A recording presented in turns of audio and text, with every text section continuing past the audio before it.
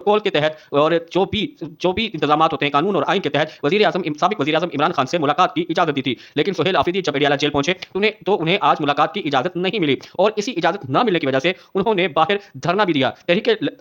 इंसाफ के वजीर आला केपीके सुहेल अफरीदी की जानिब से अलामती धरने के बाद वो वापस केपीके चले गए। सुहेल अफरीदी की इमरान खान से मुलाकात न होने की वजह से केपीके में अभी तक नई काबीना तश्कील नहीं दी जा सकी, क्योंकि नए आइन के और अदालती फैसलों के मुताबिक हुकूमत वही कहलाती है जिसमें वजीर आला और उसके नीचे कैबिनेट होती है। इस तरह अब तक केपीके में हुकूमती अमूर तमाम के तमाम एक तरह मुअत्तल हो गए हैं, क्योंकि वहां कोई काबीना मौजूद नहीं और सुहेल अफरीदी की यजीद है कि वो इमरान खान से मुलाकात के बगैर कोई भी काबीना तश्कील नहीं देंगे। अब देखते हैं ये मामला हुकूमत कब तक सुहेल अफरीदी को इमरान खान से मुलाकात के लिए रोकती है और कब केपीके की ये नई काबीना बनती है। खबर यही है कि मरियम नवाज ने अपने दादा हुजूर जियाउल हक के दौर का एक आमराना कानून जो जुल्फकार अली भुट्टो शहीद के लिए बनाया गया था, वही कानून इस मर्तबा इमरान खान के ऊपर इस्तेमाल किया गया है और एक तरह जैसे पहले जुल्फकार अली भुट्टो को जेल में सियासी गुफ्तगू पर पाबंदी आयद की गई थी, इसी तरह इमरान खान पर भी जेल में सियासी गुफ्तगू पर पाबंदी लगा दी गई है।